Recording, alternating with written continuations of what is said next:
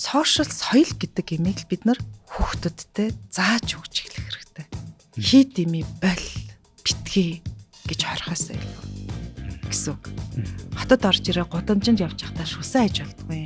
Эмэгтэн орж ил хаалгаа онгоолгож өгөх хэрэгтэй. Бид нар ийм юмнуудыг ер нь бол зааж өгөөгүй шүү дээ. Нийгмээрээ те дэлхийд даяараа хүүхдүүд гар утас үзчихэ те. Тэгтэл би ингээ хүүхдэд гар утас үзүүлэхгүй ганцаараа гар утас хүүхд болох гэдэг шүү дээ. Та өөрөө ер нь өөрөө сошиал медиа болон технологийн ер нь хэрэглээгээ ер нь өөрөө яаж зохицуулдаг вэ? Би болохоор аюу баяртайгаар ашигладаг байхгүй.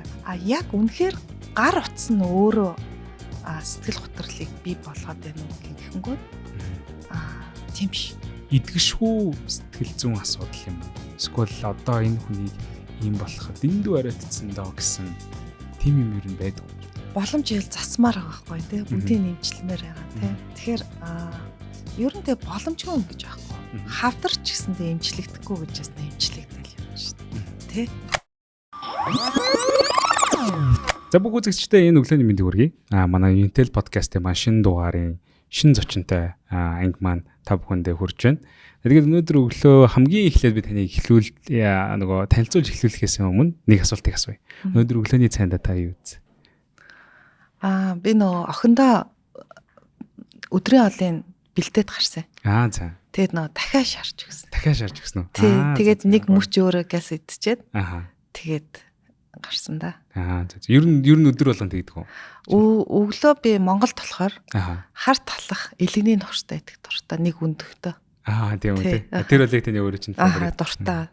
Өглөөний цайнд кофе уудаг уу? Уудаг. Кофе уухлаар ер нь ийм хүмүүс ч яг заримдаа өглөө босоод бас сүн сэрээгүй гэж ярьдаг ч тийм сүн сэрээгүй сэргээгүй тэгээ кофе уухлаар л ингээл айцсан ингээ гоё болоо яг ингэдэг шиг ер нь яг кофе одоо хүртэл танд нэг юм сэтгэлийн болон биений айл юм таашаалыг чинь мэдрүүлж гинүү зарим нэг хүмүүс бол зөвхөн яг л кофе уунгууд илүү яг биеийн л зөвхөн сэрэгдэг тэгэхээр бусдаар бол тэр дадал зуршил болцсон ингээд байгаад байдаг шүү дээ таны үед яаж миний хувьд кофе ууна гэдэг нь өөрөө зөвхөн кофе уухтай ш. Тэрийг бэлдэж, аягандаа хийгээд, бариад, тухлах. Яг тэр нэг мөчн гоё. Заримдаа би орой за өглөөс одоо кофе гаж амжаач дунтыг. Тий. Наа чи ямар ихтэй гоё бодол тий. Амар гойсон шүү дээ. За өнөөдрийн манай подкастын маань зочноор сэтгэл заслын доктор. Докторант. Тэгээд сэтгэл зүйч манай мөцсөгч маань оролцож байгаа. Өнөөдрийн дугаараар бид хоёр ер нь сэтгэл зүйн салбар тэр чигтээ олон ялангуяа илүү технологи, сошиал медиа хэрэглээ.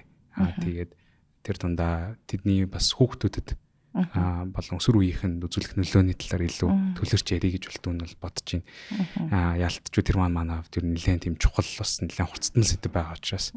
Тэгэхээр эднийг хоёулаа ярихаас өмнө таны талаар хоёулаа богинохоо яриа те. Орой 5-аас маргааш гой кофе уудаг та гэж бодож унтд юм байна.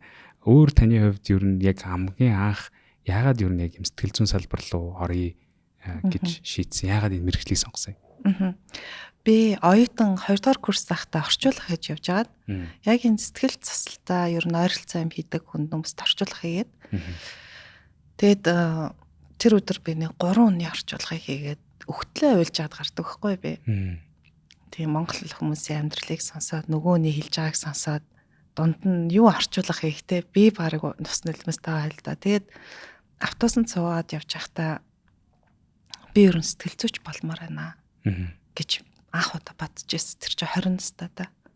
Тийм. Тэгээд дараа нь энэ бодлыг бүр юу батжуулсан бэ гэвэл тэр хүн над дээр зөвлөгөөх гээд надаас аюу олон юм асуудаг байхгүй миний тухай. Би тэгэхэд I don't know би мэдэхгүй байна гэж аюу хариулж ирсэн байхгүй. Тэгэхээр чин тухайн үеийн 20 настай хүүхэд юм одоо залуу те өөрийгөө би таньж мэдэхгүй шүү дээ. Би хариулж мэдэхгүй байгаа байхгүй. Тэр өөрийн тухай асуултанд. Тэгээ тэр надад маш гайхшрал төрүүлжсэн. Яагаад би энд хариулж чадахгүй байна гэд. Тэгээд ер нь энийг судлаа гэж байгаа. Тэгээд энэ мөрөөдлөө орхиж явж байгаад хожим 29 настай да. Яг энэ чиглэлээр сурч эхэлсэн. Маш сонирхолтой түүхэн тий. 29 настай гэдэг чинь одоогоос бол нэлээд олон жилийн өмнө баг. Тэгээд тухайн үед одоо таныг сурж эхэлсэн буюу хамгийн анх та юу сэтгэл зүйн ингээд зөвлөгөө авч исэн үе одоо үе хоёр ер нь манай Монгол улсын хувьд энэ салбар ер нь хэр өөрчлөгдсөн бэ? Салбар болон хүмүүсийн хандлага гэх юм уу? Тэгээ одоо би нэг сургалт хийдэг байхгүй юу? Тэгээд тэр сургалтанд суугаад одоо гарсан ээж нар юу гэж ярьдаг вэ гэвэл ер нь энэ талаар аягүй сайн мэдлэгтэй болчлоо. Заримдаа ингээд сэтгэл зүйчдэр очиод голоод гарч байна тий. Яа тэгвэл бид нар маш их мэдлэгтэй болцсон юм байна. Юу ч мэдэхгүй анх орж ирж яснаа бодвол гэд. Тэгээд энэ нь яагаад тийм байна гэвэл ерөөсөө сошиал медиа тий маш их хөгжсөн. Ялангуяа ковид үеэр онлайн сургалтууд маш их хийгдсэн. За үүнийг дагаад харахгүй хүмүүс өөртөө тий хөрөнгө оруулалт хийж эхэлсэн. Энийг мэдхээс өөр аргагүй байдалд орсон. Ялангуяа ковид үед. Тэгээд ер нь бүүн болсон гэж харж байгаа л да.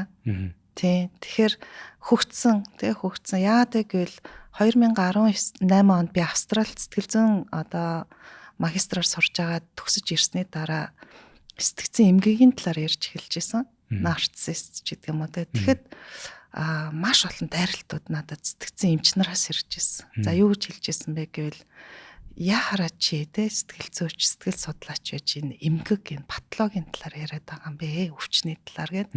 Гэтэл Австрали юм уу бусад улс оронд сэтгэл судлаачид, сэтгэл зүйчид бүгд үнийг ягштал одоо мэдэх хэрэгтэй юм баггүй. Наад зах юм. Тэгээд тэр үед би гайхажсэн. Тэгтээ нэг гайхаад исэн ч юм байхгүй. Угаасаа муйсын сэтгэл судлалын магистр сурж байхад одоо бидрийг та нар энийг ингээ орхио энэ бол сэтгцэн эмчнэрийн л ярьдаг юм гээд. Тэгээд яагаад эн чин depression гэдэг чинь өөрөө хүн болгон тохиолддог юм. Бид нар яах гэж төгс сурж байгаа ингээд би дипломад сэтгэл готролоор хийчихсэн байхгүй. Тэгэхэд багш нар анхны яг патологийн чиглэлээр диплом хамгаалж байгаа юм чи боллоо гэд. Тэгээд сэтгцэн эмгэгүүдийг ярьж эхлэхэд тийм дайралтууд аюух имэйл мессеж авчихсан. Сонирхолтой одоо бэд. Тэгээд харин ч энийг ярих хэрэгтэй юм байна. Тэгээ яадаг гэвэл энэ хин нэгний эзэмшээд ингээд манаа л мэдэх хэрэгтэй юм гэх юм биш. Хүн болгоны мэдэх хэрэгтэй юм штэ гэд. Тэгээ бас нэг хамгийн надад энийг бас мотивац өгч ирсэн юм юу байсан бэ гэвэл өсвөрнцний хүмүүс байсан. Би тэр үед Америк сургуульд сэтгэл зүйчээр ажилладаг байсан байхгүй юу? Тэнгүүд өсвөр насны хүүхдүүд харин ч орж ирээд би ер нь ADHD юм байна. Би ер нь social phobia-та тий нийгмийн айцтай юм байна. Гэт өөртөө бүр айл хэдийн оноршилсан тий. Бид нар айл хэдийн мэдэж штэ энийг. Тэгтэл яагаад энийг эцэг эхчүүд мэдэж болохгүй гэж тий. Гэтээ ярьж гисэн. Гэтэл өнөөдөр бол одоо баг зөвхөн нарцист гэдэг чинь өөртөө хайртай хүн гингүүд хүн өөрийгөө хайрлаад үгүй гэж хэлгээд чи бол нарцист гэдэг нэг өнгөцгөн сонсцсон хүмүүс нь хүртэл одоо энэ нэр томьёог хэрэгэлдэг болцсон байгаад байна л да. Нэг талаасаа бол хөгжил байна. Нөгөө талаас бол бас магадгүй хитрхи гүнзгий мэдгүй нэг өнгөц мэдээлэлээр нэг юм бас дүгнэх эрсдлүүд бас байна тий. Окей. Түрүүний та ярьж штэ яг нөгөө зарим наач нөгөө патологийн чиглэлийн байна гэд. Тэгээд бас яг нөгөө би таны түрүүн танилцуулахдаа сэтгэл засалж, сэтгэл зүйч гэд. Ер нь ингээд манай ойлголтоор бол яг дийлэнхтэй миний үечлэл ойлголтоор бол дийлэнх сэтгэл зүйч гэдэг нэг л ингээд хүн байгаад тэр нь ингээд ер нь бол хүмүүстэй ингээд ярилцаа сэтгэл зүйн асуудлыг засч өгөөл тэгээд идэг юм шиг санагддаг байсан. Гэтэл таны саяны ярьсан яг нөгөө энэ түүхээс сонсоход ер нь айгүй олон өөр чиглэлүүд байна шүү дээ. Тэгэхээр энийг та хоорондын ер нь ялгаа юундаа байдгийг тайлбарч өгөөж. Тэгэхээр сэтгэл судлаач буюу psychologist бол Монголд маш их яадаг яг энэ чиглэлээр их сургуулиуд хүмүүс оюутнуудыг төгсгөж гаргаж байна. Судалгааны чиглэлээр ажилладаг. Гадаадд бол psychologist-ууд онорш тавьдаг, эмчилгээ хийдэг тийм хүмүүсийг авдаг. Сэтгэл зүйчд болохоор counseling богино хугацааны сэтгэл зүйн зөвлөгөө өгдөг хүмүүс байгаа. Монголд бол яг энэ чиглэлээр төгсөн бол байхгүй байдаг. Сэтгэл засалч бол psychotherapist гэдэг яг урт хугацааны эмгэгтэй ажилтдаг ийм хүмүүс байгаамаа. Монголд ягаад сэтгцэн эмчнэр зөвхөн одоо энэ сэтгэл засалч эмч гэдэг одоо нэр томьёо гаргаад ирсэн байна шүү дээ. Эмч мөртлөө сэтгэл засалч эмч гэдэг. гэвэл нөө хууль нь тийм байгаа гэдэгхгүй. Сэтгцэн эрүүл мэндийн хууль одоо нэлээд дээр үед гарсан. Тэгээ тэрэн дээр ямар одоо заалт өгдөг гэвэл сэтгцэн эмчнэр сэтгэл засал хийнэ гэд. Тийм. Тэгэхээр ч нөө сэтгцэн эмчнэр арахгүй байхгүй энийг ингэж зуурах нь. Тэгтэл уучлаараа одоо psychotherapist-ууд боёо сэтгэл засалчид сэтгэл заслын одоо эмчилгээ хийнэ гэдэг юмыг тэнд оруулж өгөх хэрэгтэй байхгүй. Тэгвэл нийгэм өөрөө тий энэ болгоныг ойлгож хүлээж авахаа гэж бодож байгаа. Зөв. Ер нь одоо жишээлбэл өөрийгөө тодорхой хэмжээний асуудалтай гэж бодъё л да тий. Ямар ч хамаагүй асуудалтай гэж бодоход ер нь хүнд нь хандхаа хүн одоо яаж олж мэдэх вэ? Одоо жишээлбэл миний байгаа энэ асуудал сэтгэл зүйч дээр очиод засчихар асуудал уу? Аль эсвэл сэтгэл засалч дээр заавал очих шаардлагатай асуудал уу? Аль нэгэн дээр нь би төрүүлж очиж ийж магадгүй тэг эхлээд одоо ерөнхий эмчт үзүүлээд дараа нь нарийн мэрэгжлийн эмчт үзүүлдэг шиг адилхан юм байдгүй. Аль эсвэл бол нэгэн дээр нь очиж хангалттай байх уу? Ер нь тэрийг яадаг вэ? Монголд одоо сонголт байхгүй л те. Яадаг гэвэл яг энэ сэтгэл зүйч, сэтгэл засалч, сэтгэл зүйн эмч, сэтгэл судлаачд маань бүгд л сэтгэл зүйч болсон байгаа штэ. Тэгэхээр хүн өөрөө л өстой нөх хүнээ хараад гэдэг шиг те. Очихоосоор аргагүй те. Хүмүүс асуудаг байхгүй та ингээд зөвлөгөө өгөхгүй болол өөр хүн санал болгооч гэдэг. Тэгэхээр би өөртөө гоё эрэл хайгуул хийгээд гуглаар ингээд те уцаар ярьж очиж үзээд тэгээд уулзаа. Яадаг гэвэл ер нь сэтгэл заслын эмчилгээний хамгийн чухал зүйл нь юу гэдэг гэвэл өөрчлөлөгч болон сэтгэл зүйчж гэнэ үү, сэтгэл засалчж гэнэ үү, тэр хоёрын хооронд үүсэж байгаа attachment, сэтгэлийн холбоос гэж үздэг байхгүй. Тий. Тэгэхээр хэрвээ би ингээ аюу дургуун дээр ороод хүсэж суулгаа суугаад надад аюу таагүй мэдрэмж төрдөг шиг яг тийм бондинг өсөхөөгүй энэ хүн надад тусалж чадахгүй гэдэг итгэл төрсэн хүн дээрээ л очих хэрэгтэй. Тий. Сонирхолтой асуулт хувийн зүгээс. Одоо жишээлбэл бид нар ингээд хүнийг танилцаа тий магадгүй ингээд найз охин хэрэг болох гэж байгаа бол бид нар ингээд нэг удаа очиж уулзч үзээл, болцож үзээл, явж үзээл тэгэл энэ хүн миний сонирхлын хүн байна биш байна гэдэгтээ ерөөхдөө адилхан сэтгэл зүйчтэйгээ бас ер нь бол тийм байдлаар илүү одоо энэ хүн надад тохирох уугүй юу гэдгийг хайж олж мэдэх нь шүү дээ тийм үү? Тий. Тэр их чухал. Одоо энэ ер нь бөөдөр лам дээр очихдоо сайн гэд хүн дээр очиод итгэл өөртөлж очиж шít. Тэнгүүд тэр хүний хэлсэн бүх үгийг дагж ш биелүүлж штэ тий заслаа хэлэгж байна. Яг үүнтэй адилхан. Тэгэхээр за яг тэгээд 1-2 уулзаад нөгөө хүн нь үнэхээр өөрт нь тусалж чадахгүй бол өөр хүн дээр очих ч юм уу тий сэтгцэн эмч дээр очиод ер нь бол сэтгэл засалж сэтгцэн эмчтэй бүр хүндэрсэн тохиолдолд авсарч явал зүгээр тий сэтгцэн эмчээс очиж имээ аваад сэтгэл засалчаас очиж зөвлөгөө аваад. Зөв аюул сонирхолтой байна. Түрүүний та хэллээ шүү дээ. Ер нь бид нар нөгөө лам дээр бүүдэр очиж бид заслаа хийлэгдэг гэдэг шиг. Ер нь манай Монголд одоо сүүлийн үед түрүүний тань хэлсэн. Ер нь бол яг хаа ингээд энэ салбар маань нэлээд хөгжиж байгаа. Монголчууд ер нь бол одоо альва нэгэн сэтгэл зүйн асуудлуудыг яг мэрэгжлийн хүн дээр нь очиж ингээд зөвлөгөө авдаг. Яг тэр ер нь хандлага тэгж асуудал шийддэг хандлага ер нь яг сүүлийн хэдэн оноос хойш ер нь айгу идэвхтэй ирчимжиж ер нь бол явж байна. Дээрээс нь тань дээр магадгүй ирж байгаа дийлэнх нөгөө юм одоо өвчтөнгүүд гэх үү эсвэл одоо үйлчлүүлэгчд маань тодорхой нэг юм ерөнхий юм түгээмэл байдаг сэтгэл зүйн эмгэг манай монголчуудын хувьд юу вэ гэдэг тийм асуулт. Ер нь нэштэй. За яг энийг бол би нэг арай өөр өнцгөөс нь хариулъя заа. Окей. Хамгийн түгээмэл байгаа асуудал юу вэ гэвэл яг тухайн хүний сэтгэл готрол юм уу сэтгэл зүйн асуудал нь өөрөөс нь биш хажуудаа байгаа хүмүүсээс нь болж ирж байгаа хүмүүс байдаг. Өөрөөр хэлбэл хүний төлөв байдлын эмгэгтэй хүнтэй амьдарч байгаа хүн тийм эцэг ихтэй байсан хүмүүс одоо яахаа мэдхэ болоод ирдэг. Тэгэхээр энэгээр юу ч хэлэх гээд байна гэвэл хүний төлөв байдлын эмгэг одоо нарцист бие хүний эмгэг гэж бас нэрлэдэг тийм нарцист эмгэг юм уу хийрхэх эмгэг юм уу ийм эмгэгтэй хүмүүс өөрсдөө сэтгэл зүйчдэр очдөг байхгүй юу. Тэд нар өөрсдөө шараад нь бараг хөвтөхгүй. Одоо симүүтэд те өөрсдөө амиа хорлтгүй барагтаа болвол хин тэдний охирогч байгаад гэдэг л хамт хажууд нь байгаа юмс. Тэгэхээр ийм хүмүүс аргаа бараад яг би яагаад байна гэж ирдэг. Тэгээд ингээд үзэнгүүд хортой харилцаал байж идэг ч юм уу те. Яг олцоо тиймэрхүү шин тэмдгүүдтэй байна те. Ер нь сүүлийн үед ялангуяа манай яг технологи болон одоо сошиал медианаас улбаалan магадгүй аль нэг юмгууд нь илүү түгээмэл болох. Эсвэл заримийнх нь шинж тэмдэг нарийн илүү хүчтэй болох. Тиймэрхүү ерөнхий зүйл танд ажиглагдаж байна уу? Тэгэхээр одоо энэ сошиал медиа гар утасны хэрэглэж өөрөө бас шин айлгалт те. Тэгээ зөвхөн Монголд биш дэлхийд дахинд одоо эцэг эхчүүдийн томчуудын толгойн өвчин болцсон байгаа асуудал. Энэлийн судалгаа шинжилгээнүүд бас шин байна гэж үзэж байгаа байхгүй юу? Яг одоо энэс үүдээд ямар одоо үр дагаврууд сөрөг үр дагавар гарч байна. Ямар эерэг үр дагавар байна гэдгийг бас судалсан судалгаанууд цөөхөн байна.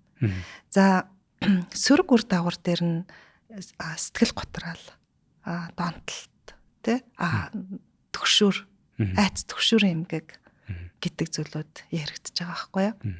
Тийм. Гэхдээ яг үнэхээр гар утас нь өөрөө сэтгэл готрлыг бий болгоод байна уу гэхэнгүүт тийм биш. Ерөөсө хэрэглээ. Ялангуяа нойрны асуудлыг чухалчилж үзэж байгаа судлаачид. Тэгэхээр нөгөө нэг нойргуудл чинь өөрөө бүх төрлийн сэтгцийн асуудалд нөлөөлөд тийш тэр дундаа сэтгэл готролт. Тийм байна тий. Тэгэхээр мэдээж нөгөө хин хэрэглэнээс болоод хүмүүний чанартай нойр болон нойрны хугацаа хоёр магадгүй буурдаг. Тэгээд тэрнээс хамаарат иймэрхүү асуудлууд тулан дамжирч байгаа гэж үзэж болох нь. Зөв. Окей, ойлголоо. Түрүүний та хэлсэн шүү дээ. Ер нь бол яг манай монголчуудын дунд тэн дээр ирж зөвлөгөө авч байгаа үйлчлүүлэгчдийн дийлэнх нь яг тодорхой хэмжээний асуудалтай хүнтэй харилцаанд байгаа учраас ирж зөвлөгөө авч байна гэдэг. Тэр хүмүүсийн одоо түрүүний хэл дээр магадгүй юм хэрэглийн ч юм уу, нарцисс ч юм уу. Тиймэрхүү одоо эмгэгүүд дийлэнхтэй одоо таны нөгөө бичсэн номнуудаас харахад нөгөө дийлэнх нь нөгөө хүүхэд наснаас ерөөхдөө эхэлдэг гэж хэлсэн. Бидний өмнөдрийн бас магадгүй яг нөгөө ярианы сэдв бас магадгүй хүүхэдтэй холбоотой учраас ер нь яагаад яг энэ зүйлсүүд дийлэнхтэй хүүхэд байхаас юу эхэлдэг юм бэ? Хүүхэд байхад хүүхдэд тэр нөгөө юу хийж өгвөл скволол эцэг их ямар харилцаанд хүүхдтэйгээ байвал одоо энэ хэлж байгаа энэ түгээмэл асуудлаас бид нэр ирээдүйд одоо зайлсхийх боломжтой бол. Тий яхаарахгүй одоо хүүхэд наснаас гэтэнгүүд би төрөхдөө жишээ нь нэм эсрэг юм гэхдээ psychopath болоод төрцөн үү гэдгийг эсвэл schizophrenia ч юм уу те болоод төрцөн үү гэдгийг биологи ген талаас нь яг энэ ген ингээ удамшаад ингэсэн гэдэг тийм баттай судалгаа байдаг байхгүй юу?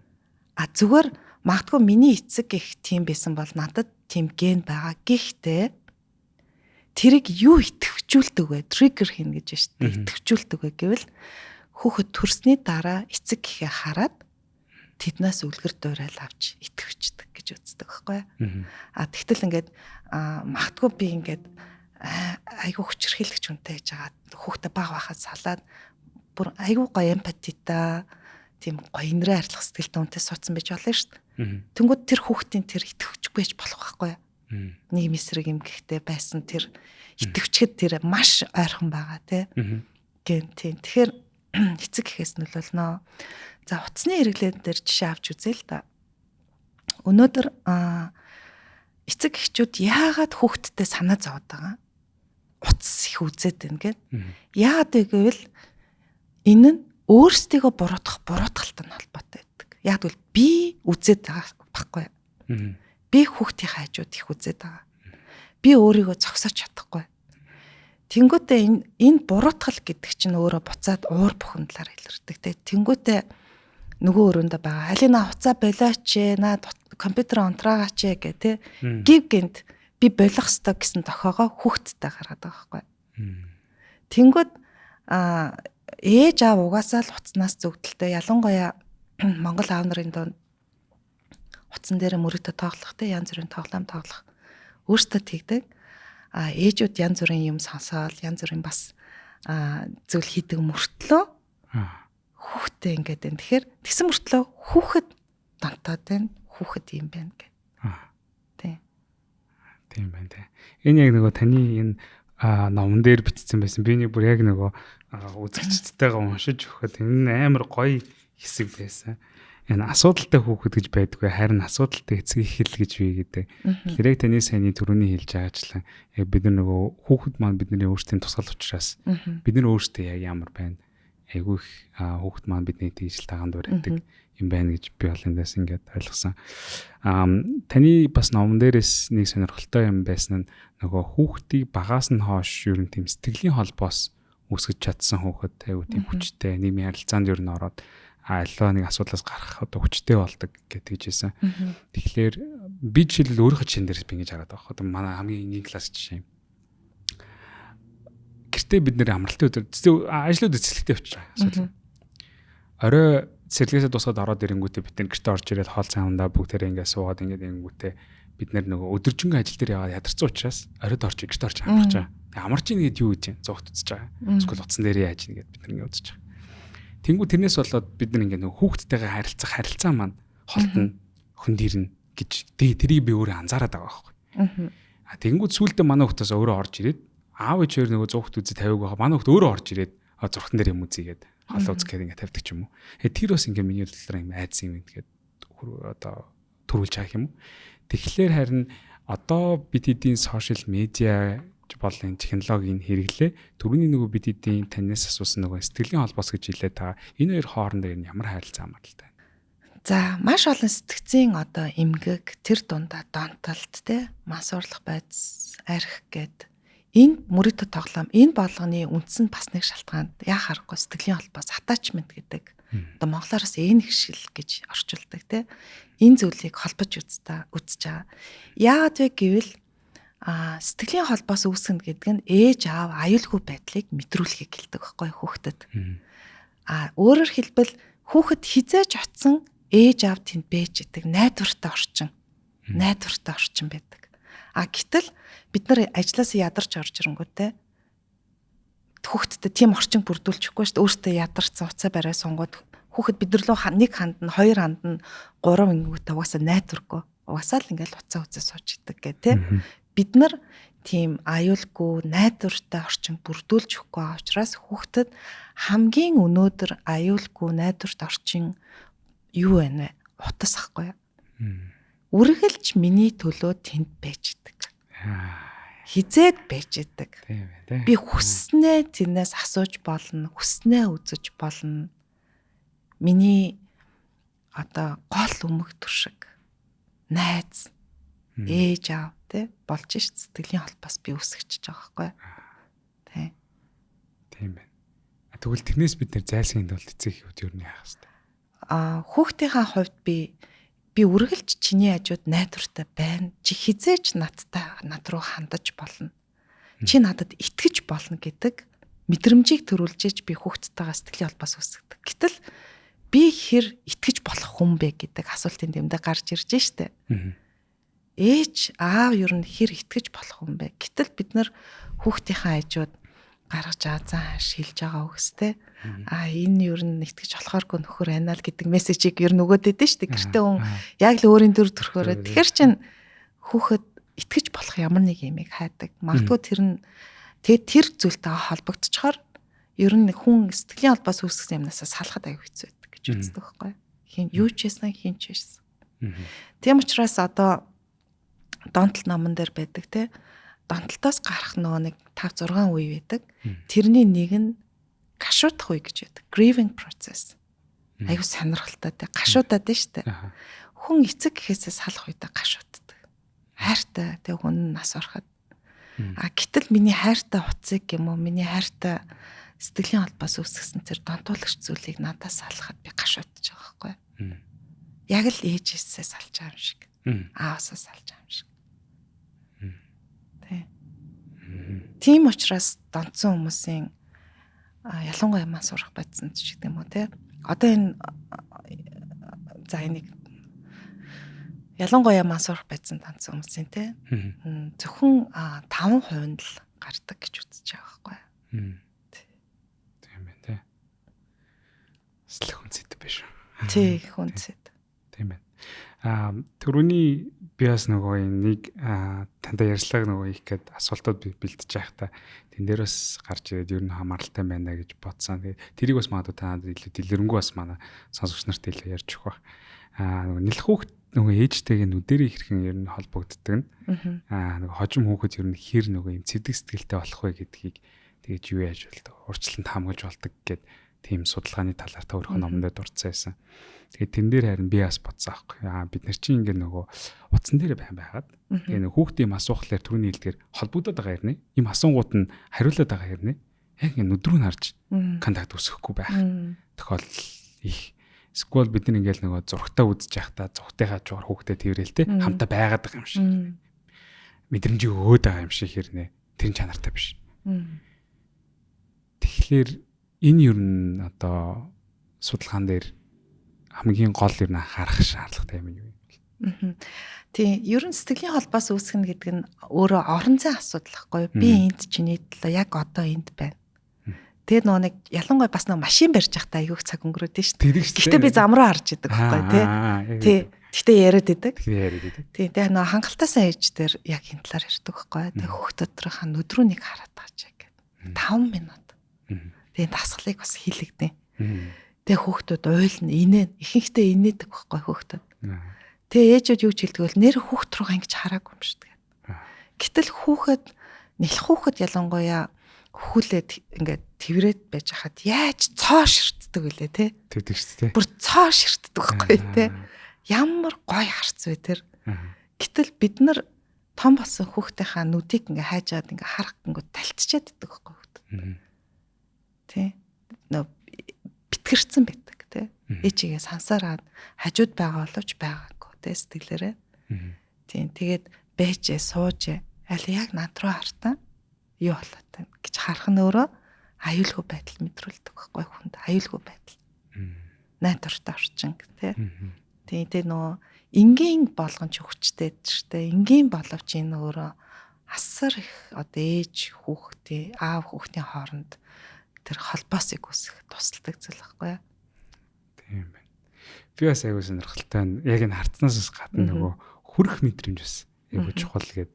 Тэгээд нөгөө сэтгэл зүйчтэй ярьж байхад сэтгэл зүйч каунслер нөгөө хүүхдтэйгээ болж өгвөл нөгөө хацраараа хүн хацар айгүй тийм нөгөө юм хувийн айгүй тийм нандин ер нь юм ихсэг юм байна л та. Тэгээл яг ингээд нэрнгээсээ ингээд хүүхдтэй ингээд тэрэл хацраараа ингээд шүргэлцэхлээр амар тийм юм гоё юм дулаан мэдрэмж ингээд төрдөг.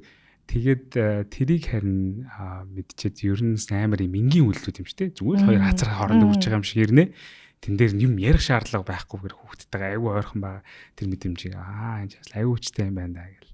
Бид нар тэгж бодчихсон. Яг сайн юм нөгөө түрүүний таны хэлдгээр нөгөө сошиал медиа хөгжөөд бас бидний яг нөгөө одоо үеийнхэн чинь миний үеийнхэн бол дийлэнх нөгөө аамаа болоод одоо хүүхдүүдний 2-тай, 3-тай, 4, 5-тай тийм байх чинь жишээл одоо манай уу бол 5-тай.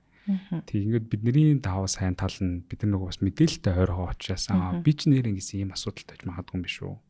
Тийм учраас би энийг ингэх хэрэгтэй юм байна. Би энэ дээр анхаарах бол хүүхдүүдээ ингээд ингэнэ шүү гэж ер нь бол тэгж нөгөө өөрийн гэсэн awareness гэдэг шүү дээ. Тэрийг ингээд мэдж байгаа. Эсвэргээрээ би анзаараад байхад манай аав ээж нарын үеийнхэн угаасаа дийлэнх нь яг нөгөө социалист нийгэмд өссөн. Тэгээ нөгөө социалист байдлаар буюу нөгөө соц нийгэмд хэрэгтэй яг нэг тийм хүн шинэ хүний стандартаар бий болсон хүмүүс одоо ингээд нийгэм маань ингээд харьцангуй ингээд өөрчлөгдсөн байгаа хүүхдүүдийн хэрэгцээ бидний өдөр тутмын амьдралын хэм маяг өөр болсон байгаа энэ үед ер нь одоо тийм аав ээжнэр юун дээр аяусан анхаарах хэрэгтэй юм бол. Өөрсдийнхөө айдас дээр их анхаарах хэрэгтэй. Тэгээд айдас чинь хүүхдүүдийг бас маш их айдастай болгоод идэг, өөртөө итгэлгүй болгоод идэг. Ялангуяа одоо энэ нөгөө нэг утасны хэрэглэн дээр авч үзээ л та. Ээж аавууд айгаад иртэ. юунаас айж ин тэгэхээр хүүхэд маань их утас үзээд байна гэдгээ сайгаад байна. Тэ? Энэ бол эцэг их болгоны айж байгаа айдас штэ. Яана манай хүүхэд ингээ хараад толчоод донтчоод байна. Утаснасаа салахгүй байна гэд. За тэгвэл энийг ингээ төвшөө дийлхээ л та. Яг яана гэж айгаад байгаа. Тэ? За бичээ.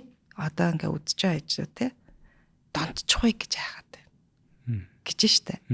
Тэгтэл бид нар хэдэн цаг гадаа тоглолдог байсан бэ өөрсдөө. Тэ 7 8 9 цаг тоглолдог байсан тэ. Өнөөдөр шал өөр орчин байхгүй. Өнөөдөр угаасаа хүмүүс техник технологигээр амьдрахгүй тийм нийгэм байхгүй нийгэм. Тэгэхээр миний өөрийн айдас энэ нийгмийг хүлээн зөвшөөрч чадахгүй байхгүй. Тэгэнгүүтээ хүүхдийнхээ утас барингууд л ингээл айгаал дотор заагаал та болооч бай дандаа чи ингэнэ гэл хэрүүл болол тэ. Гэтэл үгүй яг үнэндээ судалгаануудыг ингээ харахаар утас чинь өөрөө бас давуу талууд ихтэй байхгүй. Маш олон байгаа. Бид нар л айгаад идэг. Яг юунаас айгаад байгаа гэхээр донтчихгүй. Гэтэл хүүхэд утасгүйгээр өнөөдөр томчууд ч гэсэн утасгүйгээр амьдрал байхгүй байгаа шүү дээ. Тэ? Тэгэхээр айцаа тодорхой болох хэрэгтэй байхгүй. Эсвэл миний хүүхэд ингээд утас үзээд унтахаа боллоо. За энэ бол айц юм байхгүй. Нойргуудын асуудал. Тэ энэ нь өөрөө сэтгэл готролд хүрэж ийн хүүхдүүдийг гээд хичээлдээ явахаа боллоо. Европт ч гэсэн тэ ийм кейсүүдийг яригдчих байхгүй. Хүүхдүүд шүнжэнгөө уцаа үзээд хичээл дээр ирээ унтаад байна гэдэг тэ. Тэгэхээр ерөөсөө эн чинь өөрөө сахилга батын асуудал байгаа байхгүй. Цагийг ингэж орой магадгүй хамаагүй үзэлтэй те орой яг унтахаасаа 30 минут өмнө үзэх болчих гэдэг. Тэрийг нь унтраадаг restrict mode гэдэг те шууд унтарчдаг утасна. Тим юмыг хийж болох юм байхгүй. Гэтэл зүгээр л ингээл хайгаад байна гэл те болгоомжлоод идэг. Зүгээр нэг юм жохон өөрчилчих юмнууд дээр л хайгаад идэг. Гэтэл энэ айх юм шиг байгаа байхгүй. Өнөөдөр гар утасны хэрэглээ найз нөхдөдөө олгож чинь хүүхдүүдийг те гих мэтчлэнгээ. Таны санаат бол яг сайн. Тэгэхээр саний яриан дотроос хоёлаа яагаад тэрнээс айгаад байгаа гэдгийг их сурвалжийг нь аягүй сайн олох шаардлагатай юм биш үү? Юунаас айгаад байгаагаа тодорхойлох байхгүй. Яана энэ хүүхэд утсанд донтцсон. Окей. За донтлоо гэд те. Яг юунаас нь айгаад. Тий. Тэнгүүд ингээд нөө айц чинь өөрөө им бодит биш байгаад идэг. Бодит биш юмнаас хүмүүс айдаг. Ер нь тий айц санаа зовлтын 95% нь бидний тархинд идэг. Бодолд идэг. Бодлоод дэлгээд яг юунаас яана гэж айгаад байна гингүүд нэг хоёр л юм хэлж байгаа хгүй тий шууд унтахгүй байна. Хичээлдээ муу байна. Гэрийнхэнтэйгээ харилцаа болж гин ч гэдэг юм уу тий. Ингээд за яа өөр яг юунаас нь. Тэгээд нөө нэг энэ дээр эцэг эхчүүдэд хэлэхэд бид нар сошиал орчин гэдэг юм бий болоод байна шүү дээ. Одоо орчин үсчлээ тийм үү? Сошиал ертөнц үсчлээ. Яг бодит ертөнц гэдэг шиг тийм. Хэдий бодит биш ч гэсэн. Тийм. Тэгэхээр чин одоо хөдөөний хүмүүс хотод орж ирээ соёлжих хэрэгтэй болдог тийм үү? Хотын соёлд суралцах хэрэгтэй болдог. Яг үүнтэй адилхан бид нар сошиал соёл гэдэг юмд суралцах хэрэгтэй болсон байхгүй юу? Нөө хий айд санаа зовхоосоо илүү энийг хүлээн зөвшөөрөх. За энэгүүгээр амьдарч чадхаа болцсон. Учираас тэнгуүтээ сошиал соёл гэдэг имийг л бид нар хүүхдүүдтэй зааж өгч эхлэх хэрэгтэй. Хий дими бол битгий гэж хорхосоо илүү гэсэн үг. Хотод орж ирээ гудамжинд явж байхдаа шүсэн аж болдгүй. Эмэгтэн орж бол хаалгаа онгоолгож өгөх хэрэгтэй ингээ. Бид нар ийм юмнуудыг ер нь бол зааж өгөөгүй шүү дээ. Тийм тэнгууд сошиал ертөнцид огт танихгүй хүмүүст янз бүрийн зураг явуулж болохгүй. За энэний цаанд хинч байж болно. Тэ? Чиний хэрэглээ чинь орой тэрнээс хойш байх хэрэггүй. Эн чинь соёл байгаа байхгүй. Нөө түрүүний сахилга бат гэж яриад байгаа чинь тий. Тий энэ дээр нь бид нар гоё яриад хэлээд өөртөө ч гэсэндээ түүнийг ойлгоод авчих юм бол эн чинь тийм амар юм биш байхгүй. Яг үүндээ бид нар утаснаас ямар их зүйлийг авч яана те бүх мэдээллийг авч тий ямар гоё вэ те Зочиндоо би дараагийн асуултаа асуухаас өмнө та бүхэн богинохоо мэдээлэл өгөхөд та бүхэн Intel аппликейшнаараа дамжуулан шинэ дугаар захиалах, төлбөрөө төлөх, нэгж дата авах, бүх код авах, болон тусламж үйлчилгээ авах гэд бүхий л төрлийн үйлчилгээнүүдийг аппликейшнээс нэг доороос авах боломжтой шүү. За ингээд дараагийн асуултанд орцгоо. Сүүлийн үед тэр нөгөө би аль улсынх гэдгийг санахгүй байна. Гэхдээ сошиал медиа дээр нөгөө хитрхи нөгөө өөрийн өнгө зүс царайг янз бүрээр өөрч болгох тий илүү хамраа илүү өндөр болгох нарийнхан болгох гэдэг ингээд гол сарны холбогдолтой фильтрүүдийг нөгөө хоригдж байгаа гэд тэрнээс үүдэлтэй гол асуудал нөгөө өөрөө харах нөгөө өөрийнхөө харах self image тий тэр өөрийгөө харж байгаа тэр үнэлэмжийг яг тэр нөгөө сошиал медиа дээр харагдаж байгаа нь илүү хөөрхөн харагдаад тэрнлүүгээ илүү ойртуулах гэж хичээх өөртөө итгэлгүй болох тиймэрхүү асуудлууд аягүй гарч ийн гэж юу нь бол ярьж исэн л та. Ярьдлаар уншиж исэн. Яг үүнтэй холбоотойгоор зүгээр сошиал медиагаас хоёлаа хараад яг иймэрхүү төрлийн эмгэгүүд асуудлууд дээр ер нь танэр хэрэг ер нь тулгамдж орж ирж байна. Тэгээд нөгөө нэг сошиал медиа болон өсвөр насны хүүхдийн хэрэглээ гэж ярьж штэ. Тэнгүүд өсвөр насн дээр хүүхэд ямар үеэрээ явдаг гэвэл би хинбэ гэдэг өөрийнхөө identity мөн чанарыг тодорхойлох үеэр явдаг байхгүй. Тэгээд нөгөө нэг тусгаар би хүн болох гэд яг тэр үеэр явдаг гэж үздэг. Хүүхэд 2 настай үедээ хөрөнгөтэй би чинь ээж биш юм бэ штэ. Мөөм гэдэг чинь миний нэг хэсэг биш юм бэ гэдгийг ойлгож эхэлдэг байхгүй. 2 нас хүртлээр өөрийгөө би ээж, мөөм бол миний л юм гэж боддог гэсэн. Тэнгүүтээ сонирхолтой юм тий. Яг нөө тусгаар бие хүн болоод тэглэнгүүтээ үгүй. Тэ? Үгүй энэ би өөрийгөө мэдэрмээр байгаа байхгүй тэр 2 настай тий. Тэгээд эсэргүүцээ зөрүүдлээд эхэлдэг. Энэ тусгаар бие болох 2 настай үеийн синдром өсвөр насны дээр адилхан илэрдэг гэж үздэг байхгүй. Хүүхэд том хүн болцсон байхгүй.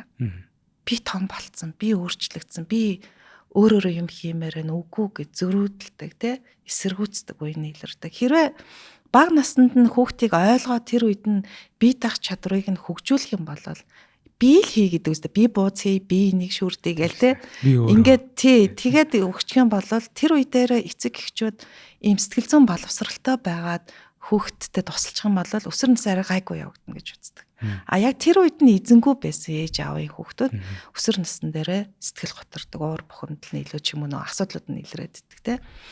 Тэгэхээр үн цэнэ мэдрахийг хүсэж байгаа хүүхдүүд сошиал медиагаас бүх одоо өөрийн тухай мэдээллийг олж авч штэ те. Өөрийгөө харж TikTok хийж, бүжгэлж тэндээс ямар хідэн лайк авч байгаагаар өөрийнхөө үнэлэмжийг аваад байна те. Тэгэхээр хэрвээ яагаад хүүхдүүд тэгээд байгавал нэг гэр бүлийн орчныхан тэр одоо өөрх нь үнэлэмжийг өгч байгаа хүмүүс байхгүй байгаа байхгүй. Чи бол ийм. Тэг ялангуяа энэ бэлгийн боловсрал тэр юу гэж ярьдгаа гэвэл өсвөр насны хүүхдүүд өөртөө итгэлгүй байдаг те. Хэдийгээр ингээд өста бүхнийг мэдээд байгаа юм шиг боловч яг нарийн харах юм бол айгүй өрөвдөлтөй байдалтай. Тэр үед эцэг дүрэн байдаг шүү те. Вау тэ чи ямар гоё эмэгтэй болж байна. Ямар гоё залуу болж байна. Чиний үс, чиний хамар тэ ингээд эргэтэн болгон дээр нь бид нар те эн чин бэлгийн боловсрал байгаа байхгүй магтаж те хэрэг өөрийгөө голоод та би ингээд том өмтэй ингээл огтод те ичдэг ч юм одоо тийм байха болцсон л хальтаа гэхдээ тэр үед нь үгүй эн чи гоё юм байхгүй ёстой энүүгээр бахархах хэрэгтэй эмэгтэй хүн болсон үед гээд ярих тусам хүүхэд заавал сошиал медиагаас өөрийнхөө одоо тэр үн цэнийг олох гэдэг байхгүй те тэгэхээр ер нь хүн байхгүй юм аа л сошиал медиагаас хайдаг өөрт байхгүй юм аа л сошиал медиа дээр постлдаг байгаад идэг л да. Тий. Тэгэхээр эргэн тойрныхны тухайд өгж байгаа тэр урмын үгс тэр яг нөгөө өөрийг нь affirm хийж байгаа. Тэрийг одоо монголоор нэг гэж хэлэх юм болоо. Тэгэж одоо баталгаажуулж өгж байгаа тий. Тэгээ тэр юмнууд нь л айгүй тийм чухал юм байна. Түрүүн тань хэлжсэн шүү дээ. Яг нөгөө тодорхой хэмжээний технологийн харилцаа нөгөө бидний харилцаанд ингэ нөлөөлөд идэг гэд магадгүй ингэ яг ярилцах гэх тэгэнгүүт нь оцсон дээр ээждэг ч юм уу яг ярилцгаал тэгэнгүүт яг гэр бүлийнхэнтэйгээ ярихгүй ирнэ сошиал медиа дээр тэрийг ингэ бичээд байдаг ч юм уу. Ер нь иймэрхүү асуудлууд ер нь эцэг хүүхдэд аюул их байдаг санагдаад байна. Тэгээ би өмнөөс эртээ нэг хүнтэй ингэ ярилцж хагаад одоо ч ер нь гоё байгаа даа. Ер нь нэгэл том болоод тэгэл өсвөр нэг 13 14 болоод тэгэл хэцүү болно даа. Тэгэл яриахаа болчтой гэж ер нь бол хэлээд байдаг. Тэгтэл тэрнээс болвол зайлсхийх бол боломж бол байгаа. хүн мэдгүй юмнаас айдаг. Зайлсхийдэг, цогцдог. Тэгэхээр сошиал хэрэглээ гэдгээс хүмүүс яагаад айгаад байгаа? Мэдхгүй байгаа байхгүй. Энэний давуу тал, сул талыг мэдхгүй байгаа учраас судлаагүй шүү дээ бүрэн. Тийм учраас айгаад тэр соёл гэдэг те сошиал медиагийн соёлыг бас мэдхгүй байна. Тэнгүүтээ өсвөр насны хүүхдийн хөгжлийг бас мэдхгүй байгаа байхгүй юу болоод байгааг гин. Тэгээд хүүхдтэйгээ яаж харьцаа мэдхгүй айгаад те ингээд байна тэгээд байна гэдэг. Гэтэл өсвөр насны үеийн энэ хөгжил бол хэвийн зүйл байхгүй хэвийн үйл явц. Бид нар ингээл хаста манай хүүхэд болохгүй болчлаа нэг л гэл нөө те хүүхдэд өөрийн өсөх тэр орон зайг нь л өгөх хэрэгтэй байхгүй хөгжөө. Тэ?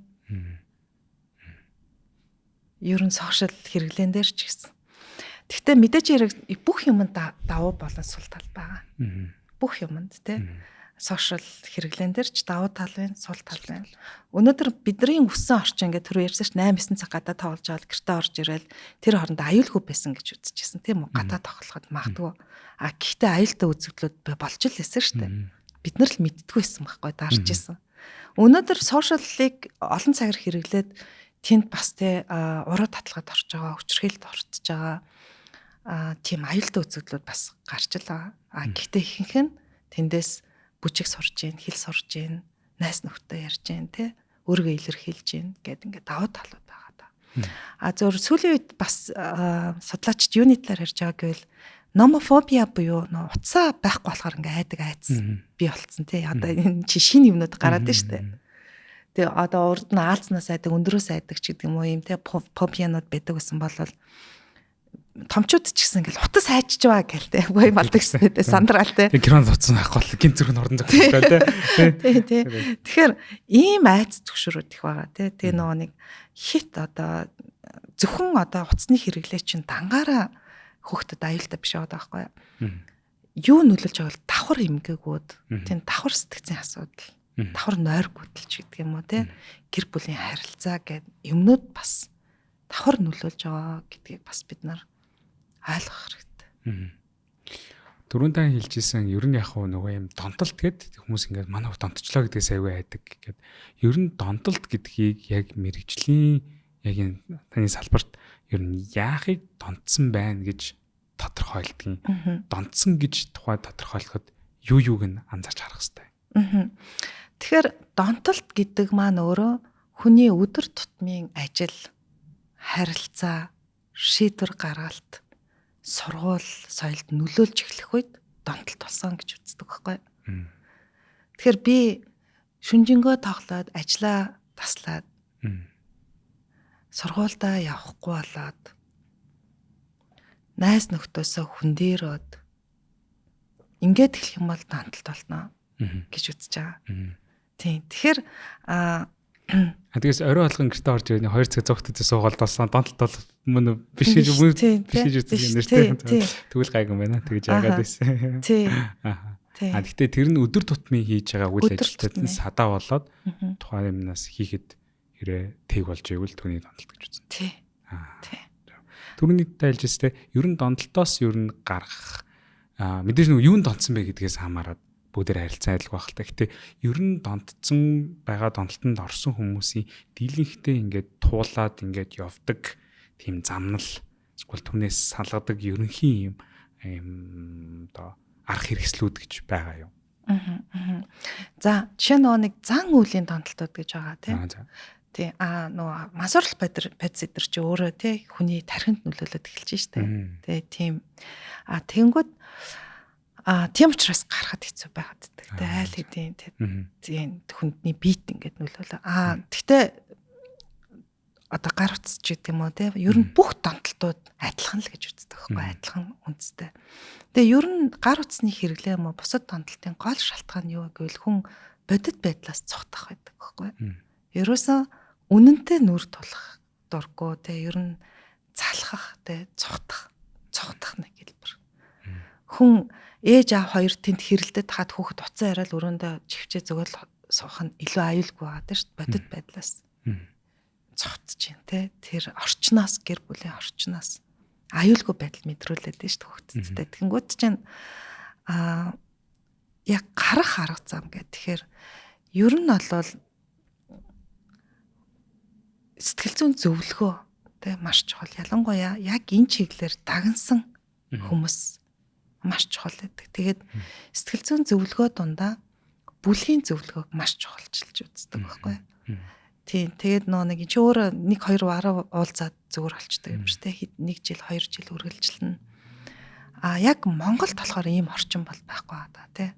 Зүгээр өвчтөн гэл өвчтэй тариагаар тарьдаг ч гэдэг юм аа. Эсвэл ийм улгаад эсвэл шорон тарьдаг ч юм уу ийм алхмууд хийж байгаа. Гэтэл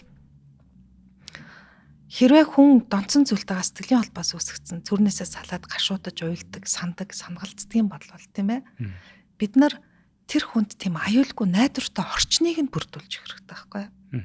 Тэр хүн сэтгэл зүйчийг те хүмүүсийг тэр очиод тэндээ ингээд суугаад бусдаагаа яриад яадаг тэр л их чухал л да. Та удаан хугацааны зөвлөгөө ороод байдаг. Тийм бай тээ. Богино хугацаанд хамархан 1-2 гэдэг хадлаар хүмүүс юм ихэд тэгээд ах шиг хандлагатай байдаг шиг надад зүгээр санагдаад байдیں۔ Яа ингээд нэг юм шууд нэг хүн гарч ирэл тээ. Өмнө гэхдээ ер нь бид нар тэгжэл ойлгодог байсан шүү дээ. Би бол ч тэгжэл ойлгодог. Сэтгэл зүйч гэдэг тэгэхээр би очил хамаг юм яриад өгөнгөт тэр хүн наа чин тийм энэ тэр чинь одоо энийг тэгж тэрийг тэгж гэд тэгж хилдэг юм болов уу гэж би бодсон. Би өөрөө сэтгэл зүйчтэй уулзч үзээд тэгэл надаас айгүй их юм асуугаал. Холцоо үлээ би нөгөө дандаа ярьж таарад надаас асуулт асууж таарад тэр хүн барыг ярихгүй шахав. Тэгээл чиглүүлээл ингээл асуугаад тагтсан хүн өөрөө эргцүүлээл өөрөө илүү түрүүний яг таны хэлдгэр өөрөө яг таньж мэдээл ийм юм байна тийм юм байна. Тэгээ уг нь тэрийгээ бас нөгөө 1 удаа 2 удаа биш бараг тэр чинь 7 8 9 10 удаа уулзчихэж сүултээ би ч нэр ингээд байгаа юм байна штэ гэж ер нь боддог. Тэгвэл ахаад нэг 10 удаа уулзаад одоо би тэгвэл нэг ингэх ёстой юм байна штэ гэж хэрэгцүүлдэг. Ер нь тэгдэг юм шиг надад санагдсан. Тэгэхээр нэг юм богино хугацаа 1-2 удаа оролдож үзээд шууд буугаад өгч мөргөө. Тэр айгу тийм чухал юм шиг надад санагдсан.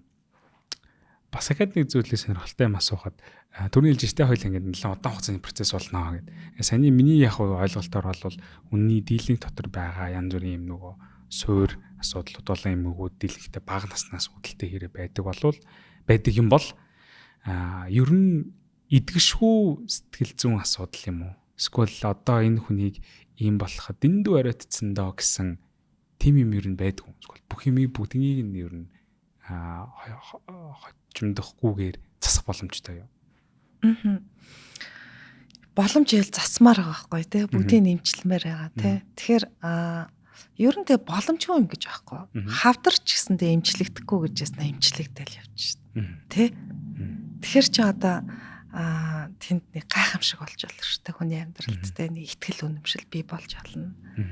Тэгээд тэр хүн удаан хугацааны те эмчилгээ авч болно. Засал хийгдэж болно.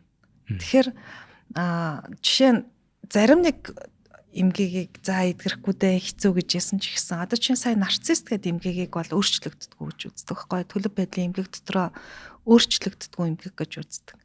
Намайг Австралид одоо 5 6 бараг хэдэн жил болчихв те өмнө сурч байхад манай багш нар завсрын эмгэг бас өөрчлөгддөггүй гэж ярьдаг хөтөл хэдэн жилийн өмнө судалгаа гараад үгүй завсрын эмгэг бас өөрчлөгдөж байна гэх те. Завсрын эмгэг гэдэг нь ямар borderline системд нь яадаг гэсэн үг. Тий. Тэгэхээр нэг завсрын эмгэг болохоор эмэгтэйчүүдэд их илэрдэг сэтгэл зүйн докторгүй байдал, өөрийн үн цэнийг мдээгүй байдал. Тийм одоо зүйлүүдээр илэрдэг байхгүй. Тэгээ ийм завсар гэдэг чинь огцом ингээ өөрчлөгддөг. Тэгээ завсрын эмгээгийг нөгөө нэг bipolar буюу хоёр талт эмгэгтэй их андуурдаг. Нэг бол готраад, нэг бол хөөрөл тавтаатай байдаг тийм эмгэгтэй их андуурдаг. Тэр хоёрын хооронд ялгаа нь юу?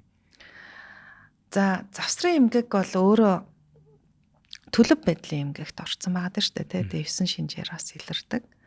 Тэгээд ерөөсөө сэтгэл зүйн докторгүй байдал гэдэг нь монголчууд их ууртай байна гэж яриад байна шүү дээ. Ингээ тий маш ууртай. Уур бохомлогтой. Ууралчаад юм уу ямар нэг сэтгэл хөдлөл гаргачаад ийм хүмүүс тайвширч чаддаг байхгүй. Тайвширч чадахгүй юм авч хийдэн, эвдэн, зодон болно, зохион болно тий. Тийм амар харгас байхад байдаг байхгүй. Тий. Тэгээд завсрын эмгээгийг яриул арай өөр сэдвээр орчих гээд тий. Зүгээр гол зүйл нь юу вэ гэвэл идэрдгүү гэжээл окей бас ингээд удаан хугацааны туршид энэ хүмүүс бас тэ сэтгэл зүйн доктортой болж чинь ялангуяа өөрийн үн цэнийг мэдэх гээд тэ. Монголчууд бид нар маш их өөрийнхөө үн цэнийг мдээгүй ард хүн байгаа даа шүү дээ. Яг бол би гэдэг үзлийг тэ дарж исэн учраас хүн өөрийн тухай мэдэх боломжгүй байсан. Бид л гэж байх хэрэгтэй гэдэг тэ. Тэгэхээр энэ зүйлүүд чинь лүүдийг ингээд ягаад те ингээд удаан хугацааны нэмжлэгээний дараа бол нэмжлэгдэн гэж аахгүй. Тэгтэл сая би доктор хамгаалж байгаа те манай ингээд нэг шинэ докторант орж ирсэн. Тэр нарциссаар те доктор ажил хамгаалах гэж байгаа байхгүй. Тэгээ түүнийг одоо гаргаж ирж байгаа твшүүлж байгаа санаанууд бас их сонирхолтой надад санагдчихсэн. Тэгээд бит хоёр бахан мэтгэлцсэн байхгүй. Эдгэрдэггүй эдгэрлээ гэхэд яг аль төвшин хүртэл эдгэрж чинь ч гэдэг юм уу те. Тий. Тэгэхээр юмнууд ингээ өөрчлөгдөж чинь ер нь бол өрүүлж боломж бол байгаа. Тийм байна. Тэгэхээр бол юунд жараатай байх нь шүү дээ. Их сонирхолтой асуулт. Би ерөнхийдөө ингээ ярингууд нөгөө манай монголчууд гээл ер нь бас яг бид нар мэдээж дийлэх нь бүгд мэдээж нэг амьдралын нөхцөл байдал нь харилцаа адилгүйдэг. Хүн болгоны энэ бүгдээрээ нөгөө тул нь бүгдээрээ өөр учраас хүмүүсийн өөрөөр л тийм байдалтай байгаа. Гэтэл ерөнхий зүгээр нийт массаараа монголчуудаараа бид нэр өөрсдийнхөө юм сэтгцийн эрүүл мэндийнхаа төлөө болон дараачийн олон ялангуяа үеийн гарч ирж байгаа хүүхдүүдийнхаа төлөө бидний нэг юм хийж чадах хамгийн чухал 3 зүйл гэвэл та юу гэж хэлэх вэ? За, юуны өмнө одоо өөрийгөө хүлээн зөвшөөрөх. Ямар ч хүн сул талаа, давуу талаа, өнгөрсөн зовлонгоо жаргалаа тий. Хүн өөрийгөө хүлээн зөвшөөрч дээр нь мэдхгүй байгаагаа, болохгүй байгаагаа, чадахгүй байгаагаа, чадж байгаагаа ч гэсэн тий. Ер нь альва нөхцөл байдлыг хүлээн зөвшөөрч сурах хэрэгтэй байдаг л да. Хүлээн зөвшөөрч. Би өөрийгөө хүлээн зөвшөөрөнгөд би чамайг бас хүлээн зөвшөөрч чаддаг болдог байхгүй. Бусдыг хүлээн зөвшөөрч чаддаг. Тэгээ бидний гол асуудал юу вэ гэвэл ерөөсөө би биенээ хүлээн зөвшөөрч чадахгүй. Сайнынч тэр, муугийнч тэр, алдснынч тэр тэ. Тэгээ энэ нь өөрөө хүүхдүүдээс хүлээн зөвшөөрч чадахгүй нөлөөлөд байгаа байхгүй. Энэ хүүхд чинь би биш те. Миний амьдралаар амьдрах хэсгүй.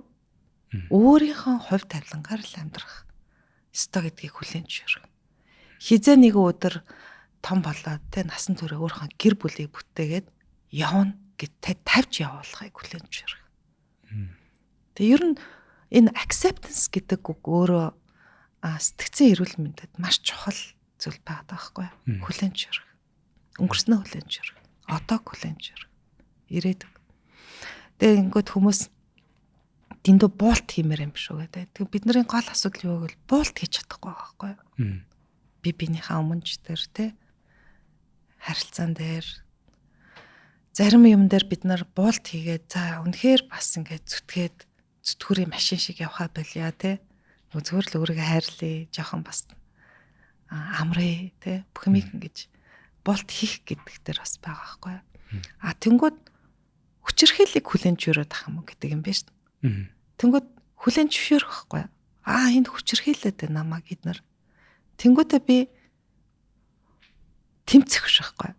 Би өөрийгөө өөрчлөх байхгүй юу? Би өөр дээрээ ажиллаж эхлэх. Би нөхцөл байдлыг орхиод явж чадах ч гэдэг юм уу? Тэр хүлээн зөвшөөрч сурах. Энэ нэг зүйл надад. Тий. За хоёрт нь энэ юутай холбоотой нэгэнд хоёлаа одоо энэ утасны хэрэглээ тий. Медиа хэрэглээний талаар ярьж байгаа болохоор бид нар хүлээн зөвшөөрөх хэрэгтэй бас. Дахиад тий. Юуг хүлээн зөвшөөрөх хэрэгтэй бид нар шинэ үед амьдарч байгаа. Бидний мэддэг үе биш гэдгийг хүлээн зөвшөөрөх хэрэгтэй. Хүүхдүүд маань эндээс хэрэгтэй мэдээлэл олж авч байна. Бидний өгч чадахгүй юмыг олж авч байна. Энэ өөрөө хүүхдүүд цаашаа хэрэгтэй гэдэг. Гэхдээ нэг зүйлийг бид нар хүлээн зөвшөөрч болохгүй. Юу гэвэл 5 нас хүртэл юм уу те 9 нас хүртэл за 9 бол арай бас том болчихин те жоох хүүхдэд бид нар уцыг өгч тэдрийг арга цаахыг бол хүлээн зөвшөөрч болохгүй байхгүй. Тэгээ өөрөө тэдрийг дуугаалахын тулд өөрөө ямар нэг юм хийхин тулд цаасан уцаа ав гэдэг тий. Энэ бол байж болохгүй. Яг бол тэнд хүүхдийн тархины хөгжил одоо яг явагдаж байгаа юм шүү дээ. Хамгийн чухал нэгэд байгаа шүү дээ. Тэгэхээр магадгүй зарим нэг юмыг хүлээн зөвшөөрч болохгүй тий. Гэхдээ утасны хэрэглээ бол өсвөр насны хүүхд гэдэг дээр ярьж байгаа болохоор энэ тэднэрт бас тустай юм байгаа. Ялангуяа нийгмийн айдсын дараа хүүхдүүд нийгэмтэй харилцаж чадхаасна энэ үед те утаст магадгүй тэдрэг ингэж илүү өөрийгөө олж авахд харилцаа бий болоход тусалж байгаа зүйл гэдгийг үлэн зөвшөөрөх хэрэгтэй. Гуравт нь хүн болгон те ялангуяа та өөрөө хайрлагдах хэрэгтэй хүн гэдгийг үлэн зөвшөөрөх хэрэгтэй. Тэгэхээр бид нар яад ч өөрийгөө хайрлахаас айгаад иддэг те. Бид нар энийг гэхээр гим хийх гэж байгаа юм шиг. Ялангуяа энийг залуучууд бол өөр одоо те. Гэтэл 40-с дээш насны ахмадууд бид нар те. Бид нар яад ч өөрийгөө хайрлаж болохгүй юм шиг бодоод иддэг байхгүй. Гим хийгээд байгаа юм шиг. Тийм болохоор нэг нөхрөө хүүхдүүдээ ах эгч нарыгаа ээж аваагаа гэж бодоод иддэг. Тэгэхээр таны хайрлах ёстой хүмүүсийн хамгийн их нь та өөрөө байгаа гэдгийг л хүлээн зөвшөөрөх хэрэгтэй. Тэгээд нэг юм би нэр хайрлуулах хэрэгтэй байна гэж бодонгууд хүн чинь энийг хүлээн зөвшөөрөөд те өөртөө гоё юм зөвлөн хандаад эхлэхээр нийгэмд бусдад бас зөвлөн хандах байхгүй. Бид нар яагаад бусдад маш харгас байгаа юм? Яагаад бусдыг буруутгаж ингээл ийм харилцааны асуудал байгаа даа. Ерөөсөө өөрийгөө хайрлаагүй л тэг өөрийгөө хүлээн зөвшөөрөхгүй хүмүүс л дүүрэн байгаа даа. Тийм байна. Манай өнөөдрийн подкаст маань айгүй нөгөө юм өргөн зар үрээ те. Тэгээ нөгөө айгүй юм хүнзгий яриа ингээ болж байгаа болохоор зарим нэгэн асуултыг нь ч юмсгүй зарим нэгэн зүйлийг нь хоёлаа хангалттай илүү сайн яриаг байж магадгүй. Тэгэхээр хоёулынгийн яриан дундаас магадгүй та өнөөдөр яг энэ подкастыг маань сонсож байгаа хүмүүс тэр энийг нь би бас арай илүү гүнзгий ингэж яриад энийг нь бас таад арай илүү мэдэх хэрэгтэй шүү гэсэн тийм зүйл байна уу? Хайл яриаг үлдээсэн. Дүгнээд хэлэхэд те бид нар сошиал хэрэглээний шин одоо ертөнцид амьдарч байгаа тий сошиал ертөнцид амьдарч эхэлж байгаа. Энэ бол бидний салшгүй нэг хэсэг болсон. Тийм учраас сошиал хэрэглээний соёлыг нэвтрүүлж эхлэжээ. Хүүхдийнхаа хэрэглэн дээр соёлыг зааж өгөрөө тий бид нар мэддэг гэдээ орхиж болохгүй. Хинтээ яаж харьцах хэдэн цаг яах вэ? Тэгээд унтахт нь илүү анхаараа. Ерөөсөө нойргууд л нөөрөө сошиал хэрэглэнээс үүдэлтэй сэтгэл готрол болон төгшөөр тэгээ бусад асуудалд нөлөөлж байгаа учраас нойрыг нь л бүрэн өгөөдэй. Тэгээд тэгхийн боллоо те бас хүүхд хилээд явхад ойлгодог. Өнөөдөр хүүхдүүд бидраас илүү хэмээг ойлгож хүлээж авдаг болсон. Дээр нь тэр нөгөө нэг гар утасны хэрэглэн дээр эцэг эхчүүд тэр нөгөө restrict mode те school downtime гэж байдаг. Тэрийг бүр ялангуяа бага нас дээр одоо 7-8 хүүхдүүд дээр хэрэглээрээ. Дээр нь та үнэхээр хүүхдийнхээ гар утасны хэрэглэн дээр санаа зовж авал эхлээд өөрийнхөө гар утасны хэрэглээг бас нэг харж үзээрэй те. Ерөөсөл тэр хааддаг. Тэгээд би охинтойгоо яг ийм сэдвээр ярих гэж байна гэд би охиноос ингэж асуусан байхгүй. Чи яавал чамд те ингээд чи гар утсаа болоод том өрөөнд орж ирээд надтай юм яриад юм хийх вэ гэхээр ямар гой асуулт асуусан юм. Тий. Тэгсэн чинь ингүүнээ над уцаа бол гэж хэлэх бол те хүүхэд бол тэр үед тэг болоод яах юм гэдэг асуудалд болгордог. Яг тэгвэл өнөөдөр чинь хүмүүс ингээд нэг тайван юуж бодохгүй ингээд гівэр цууч чадгаалцсан штэ. Заавал нэг юм хийх хэрэгтэй гаддаг те. Тэгээд би охиндоо болохоор чи яаж юу хийж гин уудж гин гэхээр уудж гин гэхээр сайн байна сайн уудаад та миний охин гэхээр энэ аюу чухал биш үү гэдэг байхгүй. Тэгэхээр харин та намайг яасаа гэж би хүсдэг вэ гэвэл ингүүнээ хүрээд дөр хоёлаа хамт хоолоё. Одоо дараачийн алхмыг нь шийдэж өгöd. Хоёлаа одоо гарыг. Хоёлаа тгий. За миний охин энийгээ хийчих гэд нөгөө нэг тодорхой зааварчилгаа. Тий. Өгвөл илүү дээр байдгаа гэд. Ерөнхийдөө би болохоор одоо болмол гэдгүүлтэй. Одоо имэн ч юм уу те нөгөө нэг ирэхээрээ те ингээ банк нэг тиймэрхүү. Тэдний хувьд бол бүр ингээ уцтай хөхд бол айц хүзсэн шүү дээ те. Энд л нэг л амар л олчлоо. Тэгээ аргагүй те нөгөө биологийн талаас нь те нүдний хараа муудна ингээ бүхтийн ч гэдэг юм уу. Тэгээ мэдрэлт бас нөлөөлнө ингээ тэр талаас нь хардаг ба. Гэтэл хүүхдүүд бол боль гэдэг үгэнд бэлдгүмаа. Болоод яах вэ гэдэг зүйлийг нь гаргалгааг нь хэлээд өчгөр эсвэл ингээд за одоо ингээ хойлоо хичээлээ ингээ гэд тэр үед хүүхэд болох дуртай байдгаа. Тий. Гэдэг талаар тахаар ярьчихлаа. Амар гоё асуугаад амар гоё хариултаас танд өгсөн байна. Давхар энтэйгээ хажуугаар та ер нь хүүхдийнхээ юм дээр хэрэглэн дээр бол таавал нэг тэгдэггүй гэж хэлж байна. Та өөрөө ер нь өөрөө сошиал медиа болон технологийн ер нь хэрэглээгээ ер нь өөрөө яаж зохицуулдаг вэ? Өөртөө ашигладаг тийм арга хэрэгсэл байгаа. Би болохоор айгүй баяртайгаар ашигладаг байхгүй юу? Тий. Ялангуяа нэг юуны дараа ковидын үеэр те бүх зөвлөгөө өмнө нь болохоор би ингээд нөгөө сэтгэл зүйн зөвлөгөөг онлайнаар өгнөхээр бүр төсөөлдөггүйсэн байхгүй юу? Яаж те гэдэг үг татгалздаг гаднаас хүмүүс зөвлөгөө авъя гэтэл.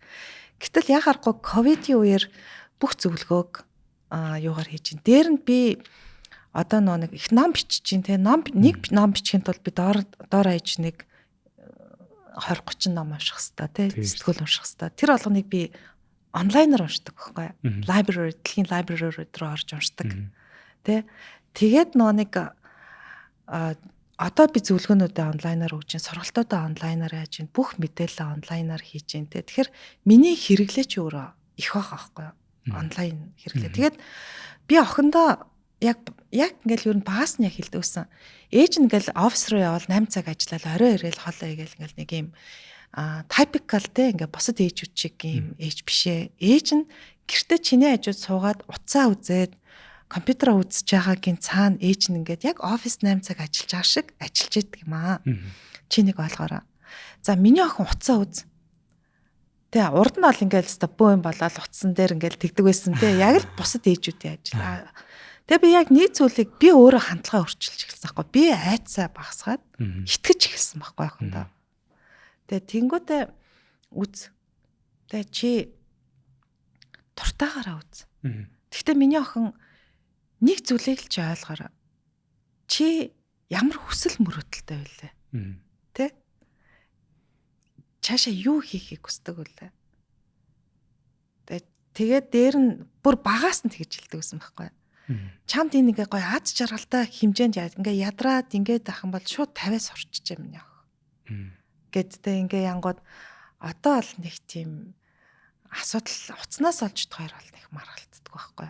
Ер нь бол тэгээ харин ч ингээл үзэж явахдаа YouTube-ээр те миний охин гермайлаа үздэг, ингэдэг, тэгдэг, онлайн захиалга хийгээд үзэж сурж ийн хятадаас бараагаа аваад хувцаа өөрөө хувцалж чинь би бол хизээч тэгж чадахгүй байхгүй. Тэ гих мэтчлэнгээр ингээд вау баяр үргээ те чи өөрт хэрэгтэй юмнуудаа ингээд хийж аваад чинь сайн байна гэх. Тий. Тэгэхээр миний хэрэглээ бол маш их тэлээгээд би ингээ өөрийгөө буруутгаал гимшээл те охиныхоо өмнө биста нэрэ харагддаг чадахгүй нь биш бит хоёр ярилцсан байхгүй ойлгоцсон. Тэгэл охин ирээл ингээ харж байгаа шүү дээ. Юм уншсан сууж идэг байхгүй. Тэ пост оруулсан эсвэл ингээ хариу өгсөн те тэгэл сууж идэг. Ээж нь ажиллаж байгаа энэ бол миний ажил гэдгийг ингээ хүүхдүүд чи ойлгодог байхгүй. Тийм байна. Манайх айгу тийм өөр. Түрүүний яг таны хэлдгээр тэр нөгөө утасны өөрийнх нь лимит яг манай хүүхд 5-тай. Гэтэ утас бол би бол өгдөг. Гэтэ өдөрт манай хүүхэд нийтдээ 1 цагийг л утсан дээр өнгөрөх зөвшөөрөлтэй.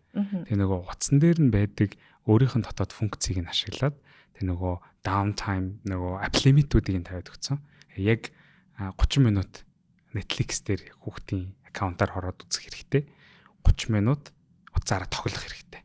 1 цаг нь болоод тэр нь тасгээд бүх юм хаагдаад тэгээд ингээд унтраад дуусчдаг. Хэр зөв үгүй мэдэхгүй. Гэтэ надад болохоор тэр ямар мэдрэмж төрсөн бэл нөгөө хүүхэд хизээ нөгөө зогсгоо ингээд хэр их удснаа нөгөө өөрөө яг цагийн баримжаа хүүхдэд бол бас тийм сайн биш шүү дээ. Би 2 цаг үдцсэн үү? 20 минут үдцсэн үү? хүүхдний амар ялахгүй дотор тоглож байгаа учраас. Анханасаа за миний яг чи өдөрт нэг цаг тоглолдог шүү. Энэ цагаа өөртөө гоё enjoy хийгээд өөрөө гоё тоглол ингэмөрлөө. Нэг цагаа дуусна тухайн өдөртөө аваасаа ахиж утас авъя гэж гоохгүй. Тэр нь тодорхой олчингууд өмнө нь одоо манай хот ингээл байж байгаа л утас авч болох уу гэж лээж байгаа дахиад нөгөө ингээ өөр юм хийх гээд тэнгүүд утас авч болох магадлал гэсэн нэг магадлал нь өөрийг нэгэл дахин ингээ зулгаагаал хараад юм чи надад санагдаад тэгээд битээд угаасаа дөрөм гараад за өдөртөө нэг л цаг үзэн нэг цаг үзэхдээ минийхээ дуртай маяг утас чинь нэ өдрийнхөө өөрийнхөө ямар үед утас авахаа өөрөө надад хэлээрээ. Тэгэд өөрөө ингээл хийж байгаа л за одоо би яг уцаа тогломоор байгаа юм. Уцаа тоглоод тэгэл дууссан гутаа аваа маяг өгчдөг. За тэгээ ойлон унтас ирээл маргааш нугаас 24 цагийн дараа нөгөөднөө хийгээд өгч байгаа юм чинь. Тэгэл маргааш нөгөөдгөө уцаа авах ингээ боломжтой болдог. Тэр ер нь бас манай ер нь нөгөө эцэг эхүүдийн хувьд заавал ч юм мэдчих шаардлагатай. Бас нөгөө заавал нөгөө хүүхдээ чи нөгөө уцаа болигээ тэгэнгүүт магадгүй нөгөө аав ээж намайг утас үзүүлэхгүй байгаа даа. Тэгсгүй аав ээж хориод байна гэдэг мэдрэмжээс илүүтэйгээр манай хүүхд бол тэгэнгүүт утасны цаг дууссан гэж хэлж байгаа нь нөгөө ааваа би яхаад ингэж болохгүй мө гэдгээс хамаагүй л нэг юм хамгаалаад байгаа гэх юм уу тий тэр нь надад бол айгуу тийм таалагдсан. Тэгээ харин би саний нөгөө аплимитиг нэрангууд тэр санаанд орж байгаа юм. Чи танах бол тэгвэл яг гоё нөө утасны хэрэглээний соёлыг бол ингээ бий болгоцсон ба шүү дээ. Энэ бол танаг соёл байгаа байхгүй тий. Ингээл яг яачдаг цагтаа ингэдэг гэдэг. Тэгээд ер нь гэр бүлүүд бол заавал бас юм тогтсон дүрмээр гэхэлтгээр өөрсдийнхөө дүрмийг тий хоорондоо яг таны дүрмийн хэлээр ярилцж агаад тэгээд тогтчвол ер нь тэр бол айгүй л тийм зөв хөлбөр болох баг. Сая би бодлоо л да чамайг ярьж хахад. Ер нь одоо ингээд нийгмээр тий дэлхийд даяараа хүүхдүүд гар утас үзчихэ тий. Тэгтэл би ингээ хүүхдэд гар утас үзүүлэхгүй ганцаараа гар утас хөөхт болох гэдэг шүү дээ. Ингээд төсөөлө бодлоо та тий. Тэгээ одоо ингээд бөө нарцистуудын дунд орж байгаа ингээ айгүй ийм өгөнд ордог, дуулгартай хөөхтас болох гэдэг шүү дээ. Тэгэхээр нөгөө нэг бид нар өстой нөгөө нэг юмиг ингэж өстой наанта цаанта хүлээн зөвшөөрч сурах хэрэгтэй байгаа байхгүй. Окей хэрэгэл яадвал чиний 10 жил чинь те бүх хүмүүс энийг үзээ бүр ямар төвшөнд очсныг би мэдэхгүй шүү дээ. Тийм шүү дээ. Тэгэхээр why not яагаад болохгүй гэж те зөвөр соёл өргөө чи хамгаалах хэрэгтэй. Ингэх хэрэгтэй. Эрүүл мэндэ бод нүдчээ үзээсэл тавь сурч юм яах. Чи тавь чадчихэв нэ. Чадахгүй нэггүй за тавьч чадаад ингээд чи тоглоом шаглон болгоо те. Тий тэгэл явах хэрэгтэй л те. Тийм ба. Яа сайгүй тийм сонирхолтой. Манай ер нь гэхдээ яг нөгөө утасны бас яг юуг нь зөвшөөрөх үү, юуг нь зөвшөөрөхгүй гэдэг нь сайгүй тийм чухал юм билээ. Зүгээр сонирхолтой ярихад. Манай жишээлбэл хүүхэд бидэд нөгөө YouTube манай гэрийн телевиз дээр байгаад. Тэг яг би нөгөө гадагшаага өвөл яваад тэгсэн чинь нөгөө тухайн нөгөө хичээл орохгүй, сургууль орохгүй, өдөржингөө гэртээ ингээд байгаад яг орж гарсан ингээд үедээ ингээд байгаад зургт үзэл YouTube дээр тэгсэн чинь нөгөө үзэлтийн түүхээс нь хамааран янз бүрийн контент нэгэ санал болгоол тэрэн тэгээ нөгөө зохисгүй янз бүрийн юм байгаад тэгээд байж байгаа сүүлдээ нөгөө shorts аяг үзээд YouTube-ийн shorts тэгсэн чинь хэсэг манай хүүхдээ анхаарал төвлөрөл аягүй мутцсан. Тэгээ ингээд нэг хүүхэлтэн кино дуустал нь үзэж чадахгүй ингээл байж байгаа л тундас за зэн утгатай маань гараа гэл дахиад өрөмл гараал ингээд за зэн болол ингээд юм байна. Тэр нэг хэсэг ингээ анзаараа. Тэгээ яг тэр нэг YouTube Shorts-ыг үзэж ихснээс хойш юу нэг тийм болсон байхгүй. Тэгээд битэд хоорондоо яг ярилцаад яг тэрийг бол нөгөө ухамсартайгаар хүүтэй хамт ярилцаж үлж чадахгүй юм л да. Гэтэ зүгээр ойлгуулахдаа YouTube болвол ингээд ийм гоё юм бол биш ээ. YouTube-с миний хүү яг юм одоохонд үзэх бол болоогүй. Тэгээ оронд нь хэдэлэнд ийм юм өөр хөлбрүүд байна. Тэм учраас утсан дээр YouTube-ийг устгах чигээ. Тэгээд YouTube-ийг нь устгаад 2 хоног болсон уу? Тэгээд 3 хоногоос эхлээл угаасаа тэгээ нэх байл. YouTube үзэж болохгүй те гэл ингээд тэгчих юм чинь. Тэгээд тэгэнгүүт одоо яг нөгөө тэр нь байхгүй учраас хийн талдаа аюу тийм амар байгаа юм уу? Тэгэхээр харин түрүүний яг таны хэлдэг нөгөө эцэг эхүүд хүүхдүүдтэй бас нөгөө удаан уцаа өгөхдөө нөгөө өөртөө аюу сан ухамсартайгаар энэ миний хүүхдэд тохирох үлээ насанд тохирч гин үү? Одоо хөгжлийнхэн үе шатанд тохирч гин үү? Энэ дотор байгаа юмнууд дотроос яг альнийг нь үзээд байна. Альнийг үзэх туртаа байгаад байна. Яагаад тэрийг нь үзэх туртаа байгаад байна? Тэндээс юу сурч аваад байна? гэдгийг айгүй сайн тооцооллоод бас айгүй сайн мэддэг болчвол тий алийг зөвшөөрөх үү, алийг хориглох уу гэдэг яг ухамсартайгаа шийдвэр гаргаж чадах юм санагдсан. Тэгэхгүй бол ер нь тэгээд нэг бол нөгөө уцаа үз мэ бүх юм нээлттэй. Нэг бол огт үзэхгүй бүх юм хаалттай. Нэг юм хоёр төрөл даваад бол юм шиг. Тий. Утасны хэрэглэн дээр ярихад би нэг хүүхд харж исэн маа гэдэг нөө бас нэвтрүүлгээ цолоос аваад ирнэл нүднээ навчаал те. Ингээл ингэсэн те. Тэр бол яхах бас давхар юмнууд яваад идэг юм гэхүүд гэдэг бид нар ойлгох хэрэгтэй. Зөвхөн гар утас хэрэглээд биш тэр эцэг гэхийн харилцаа гэр бүлийн юу. Тэгэхээр одоо уцруулж чи гэд бороо өгöd байхаас илүү те. Бороо бас таар өөрөө нэгдийг харах хэрэгтэй. Дээр нь нөгөө гар утасны соёлыг бид нар хүүхдүүдэд ярихдаа би ингээд манай хүүхд ойлгоцсон бижэтэл манай хүүхдийг гадаа тоглож байхад найз нь энийг хардаа гэд одоо том хүний сайт ч юм уу те. Янз бүрийн үзүүлэх эрсдэл бол зүгээр энэ хасаг байхгүй. Тэ тийм тохиол кейсүүдийг бол би мэдчихаг. Тэгэхээр нөгөө дэндүү overprotective те бид нар хит ингээл хамгаалал ингэж ядал гараал тэнд те. Хөө юу вэ гэл те. Одоо ингээх боломжтой учраас яаж өөрийгөө хамгаалах дээр нь л хүүхдтэйгээ тусалж ер нь хүүхдтэйгээ л харилцах хэрэгтэй л дээ. Бид эдийн ер нь подкаст жарахад айгүй ойрхон. Тэгээ өнөөдрийн хувьд бол айгүй тийм сонирхолтой хариултуудыг айгүй сонирхолтой санаануудыг энэ яриануудаас нь сонслоо. Гэтэ би зүгээр яг хувийн хөтлөгчийн зүгээс танаас асуухад гэр бүлийн халуун дулаан уур амьсгал харилцаа болвол угаасаа хүм гэр бүлийн гишүүд болгоны нөгөө сэтгцийн эрүүл мэнд болон хүүхэд хөгжлийн хувьд айгүй тийм чухал юм шиг санагддаг. Заримдаа мэдээж яг нөгөө стресстэй үе байна, ууртай үе байна, хэцүү үе байна. Хоорондоо ойлголцох үе байна, ойлголцохгүй үе байна. Магадгүй зүгээр бидний амьдралд хэрэгжүүлж болдог, хэрэгжүүлэхэд амархан. Гэхдээ одоо түрүүний хойл ярьсан 5 минут хүүхдийн өдрөө хараад ярьж байгаа гэдэг шиг ингээд харилцааг юм халуун дулаан байлгах, нээлттэй байлгах, эрүүл байлгахад зүгээр гэр бүлийн гишүүн бүр хоорондоо хийж болох тийм үйлдэлүүд юу вэ? Таны бодлоор. Зүгээр энгийн ч юм уу те. Эсвэл хараа комплекс хийж болно л доо. Гэхдээ яг ер нь зүгээр тэр хэцүү биш ээ. Гэтэ тэрийг хийхэд амар их тийм том нөлөө байдаг шүү гэсэн тийм үйлдэл. Бид нар халаа дотроо хайраа гаднаа гаргаж л сурах хэрэгтэй. Хайраа. Тэ бид нар үнсэж, тэрж, магтаж. Тэ хартаа айгуу сони чин айгуу энгийн юмнууд ч тэ. Гэтэ яаж хүмүүс хийж чаддаг байхгүй энгийн юмнуудыг. Тэ хайраа ингээ харамлаад ингэхээр даварчин тэ. Ирчүүдийн нэг тийм үг шүү дээ. Ихмэгтэйч даварчтай ингээл тэ. Даргаал. Өнөөдөр амьд байгаа тэр яг одоо л хайрлаа л тэ. Зүгээр л хайртай гэж хэлэх. Тэр л тийм гоё юм аа л өгчөөсөө тэ. Би энэ талархаа тэ. Хүүхдтэй бид нар баярлаа гэж хэлдэг юм байна л да. Тэ баярлаа чамд гэдэг. Тэ тэгээд хүүхдээс уучлахгүй чаддаг тэ.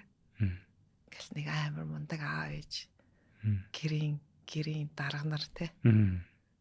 Тийм биш ингээ нэг тийм гоё юм хайр гадаа ингээ гадагшаа гаргадаг байгаасаа илэрхийлдэг байгаасаа гэдэг л чухал байна. Тэгээд нэгэнт нөө сошиал медиагийн талаар ярьж байгаа бол та ярьж сая хэрэглээний талаар энэ хүүхдүүд яагаад өнөөдөр уцаар найз нөхдөйгөө юм уу хүмүүстэй харилцахыг илүүд үзээд байна гэвэл тэнд сэтгэл хөдлөлөө илэрхийлэхэд одоо би дарч чадж шít уртаа ол зүгээр эможи явуулахад хүн яг хойлоо ингээ бодтор ярьж байхдаа ууралж байгаа шиг тесрэхгүй байгаад нь шít. Тэ тэнд сэтгэл хөдлөлөө илэрхийлж байгаа нэгээд эможигоор ингээ гаргаад тэнгүүд яг бодит байдал дээр сэтгэл хөдлөлөө илэрхийлэхээр хэрүүл болчих гээд байгаа байхгүй. Тэ тэнд нөө нэг сэтгэл хөдлөлөө илэрхийлж сураагүй байдал зүгээр. Тийм болохоор ээж аваадаас тахаа харьцаасаа зайлсхийгээд тэгснээс баг юу ой тэнд ингээл уйлсан ч cry ингээл дарчдаг тийм сэтгэл хөдлөл. Тэгэхээр гэр бүл сэтгэл хөдлөлөө дотроо гоо ингээд зөвөр илэрхийлж гаргахаасаа битээ хараал гэдэг. Нэг л гоё болчихлаа. За. За хэдий цааш өглөө байгаа ч гэсэн нөгөө бүх сайхан зүйлд нэг тодорхой нэг хэсэг дуусах чамтай гэдэг шиг өнөөдрийн манай энэ подкаст маань дуусж байна. Тэгээд бидэнд цаг гарны хугацаанд маш сонирхолтой халуун дулаан дотн тэгээ маш гоё мэдээлэлтэй яриа өгсөн. Танд маш их баярлалаа. Баярлалаа. Таны ажил болгонд номын их үлсэнд амжилт хүсье. За баярлалаа. Амжилт хүсье.